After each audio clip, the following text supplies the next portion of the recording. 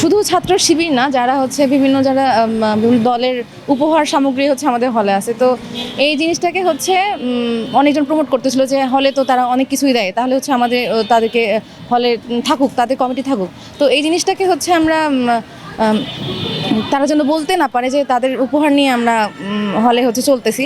তো এই জিনিসটার প্রতিবাদে হচ্ছে আমরা হচ্ছে এই উপহারগুলোকে হচ্ছে বিভিন্ন কালারিং করা বা হচ্ছে সেগুলোকে ছেলেদের হলে দেখলাম যে ছুঁড়ে ফেলে দিছে। তো এই প্রতিবাদটা এই জন্য করা হয়েছে। তো বিভিন্ন গোষ্ঠী, মানে রাজনৈতিক গোষ্ঠী তো চুপ করে বসেনি, দেখা যাচ্ছে অন্যান্য যত রাজনৈতিক গোষ্ঠী রয়েছে তারা হয়তো কাজ চালাচ্ছে যাতে আবার হচ্ছে হলে এই জিনিসটা আবার পুনরায় চালু হয়। তো এই জন্যই হচ্ছে আমাদের প্রতিবাদটা।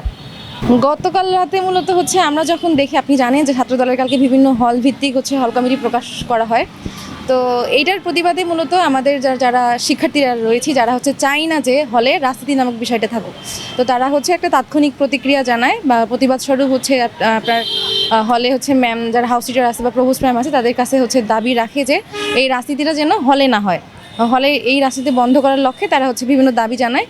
তো ম্যামরা অল্প একটু আশ্বস্ত করার পর তারা হচ্ছে আমাদের যারা শিক্ষার্থীরা আছে যারা দাবি জানায়, তারা মূলত মোটামুটি সন্তুষ্ট না হয়ে ভিসি স্যারের বাসভবনের সামনে তাদের দাবিগুলো উত্থাপন করে।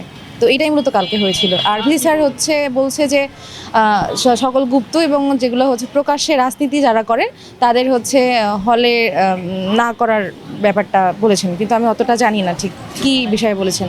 আমি একজন সাধারণ শিক্ষার্থী হিসেবে বলি যে হচ্ছে যদি হচ্ছে রাজনীতি আবার ঢুকে। ওয়ালটন এখন দেশের সীমানা পেরিয়ে পৌঁছে গিয়েছে 50টিরও বেশি দেশে। ওয়ালটন, ঘরে ঘরে বিশ্বজুড়ে।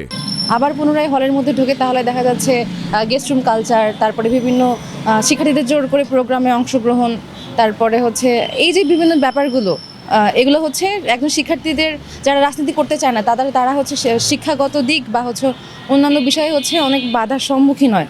তো এই ব্যাপারগুলো বা রোধ করার জন্য আমি চাই না যে হচ্ছে আবার হলে আবার পুনরায় হচ্ছে রাজনীতি চালু হোক।